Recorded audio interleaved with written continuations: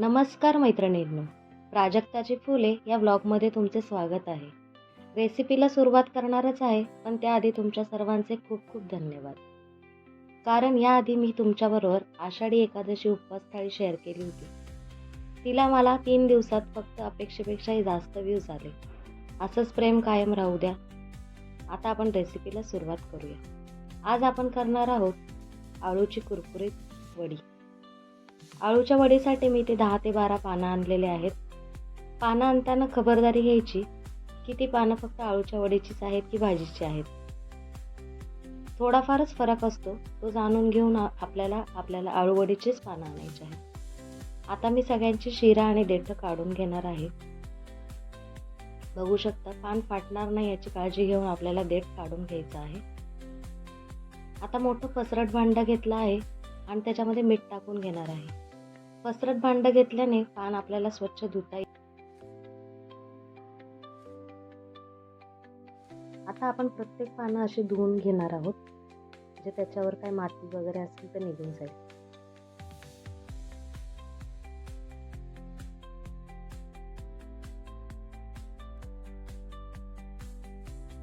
पानं धुवून घेतले आणि निचळून घेतले व स्वच्छ फडक्याने पुसून घ्यायचेत, कोरडे करून घ्यायचेत एकदम. दोन्ही साईडने आपल्याला कोरडे करून घ्यायचे पानं.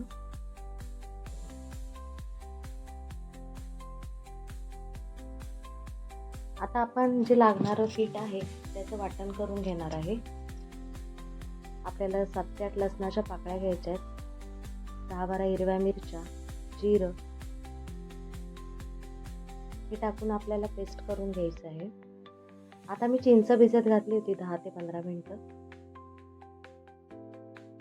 2 ते 3 चमचे तीळ, पांढरे तीळ घेतले, वाटण करून घेतलंय आणि गूळ. बेसन पीठ मी चाळून घेतलेलं आहे आणि त्याच्यात थोडंसं तांदळाचं पीठ घालणार आहे. तांदळाचं पीठ घातल्याने आपली अळूवडी कुरकुरीत होईल. पांढरे तीळ घालूया. आपण वाटून घेतलेलं वाटण घालूया, हिरवी मिरचीचं. हळद घालूया, लाल तिखट घालूया,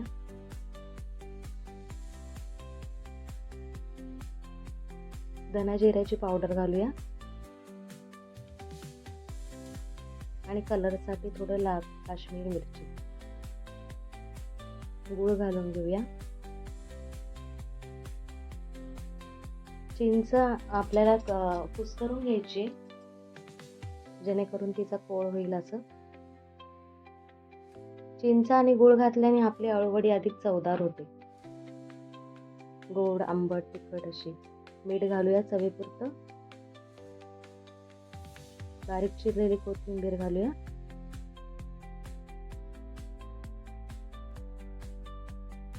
हे सर्व एकजीव करून आपल्याला अशी जाडसर पेस्ट करून घ्यायची आहे. खूप पातळ पण नाही आणि खूप घट्ट पण नाही.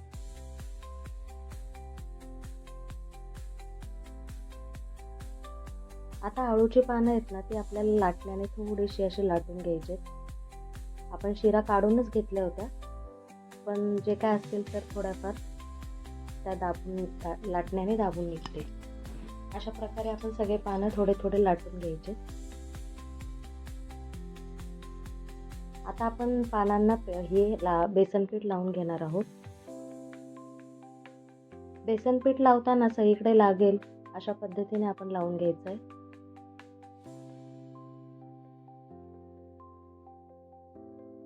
प्रत्येक पानाला असं बेसन पीठ लावून घ्यायचं आपल्याला. एक पान उलट आणि एक पान सरळ अशा पद्धतीने आपण लेअर करून घेणार आहोत पानांची.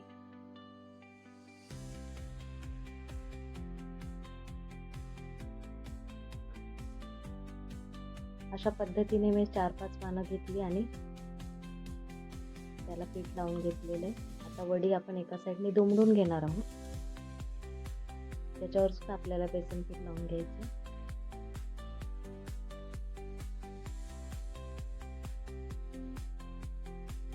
दोन्ही साईडने असं दुमडून घेतल्याने आपल्या अळूवडीला छान बंद होईल. पानं बाहेर येणार नाही. आता घट्ट असा रोल करून घ्यायचा आपल्याला आळूवडीचा.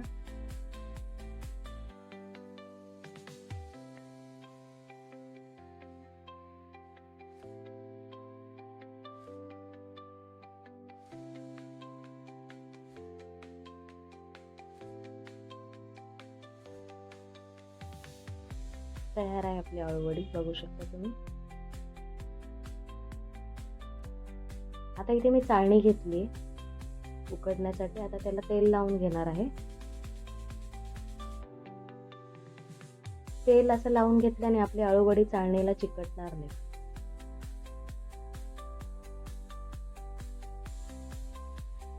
आळूवडी ठेवून घेऊया. 10 ते 12 पानांची दोन अशा आळूवड्या होतात. आता इथे मी पाणी उकळायला ठेवते. त्याच्यावर चाळण ठेवून देऊया आणि वरून झाकण ठेवूया. 10 ते 15 मिनिटं लागतात आळूवडी उकडायला. आता इथे मी तेल तापत ठेवलेलं आहे. आपली आळूवडी पण तयार आहे, बघू शकता तुम्ही. सुरीने चेक करून घेऊया.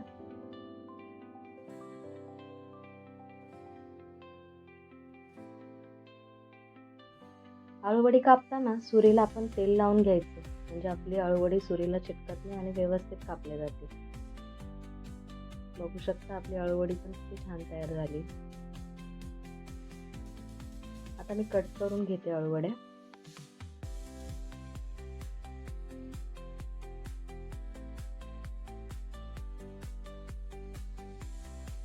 थोड्याशा अशा बारीक लेअरनी कापल्या ना की आळूवडी आपली कुरकुरीत आणि कडक होते. एकीकडे तेल पण तापलं आहे. आता आळूवडी तळून घेऊया.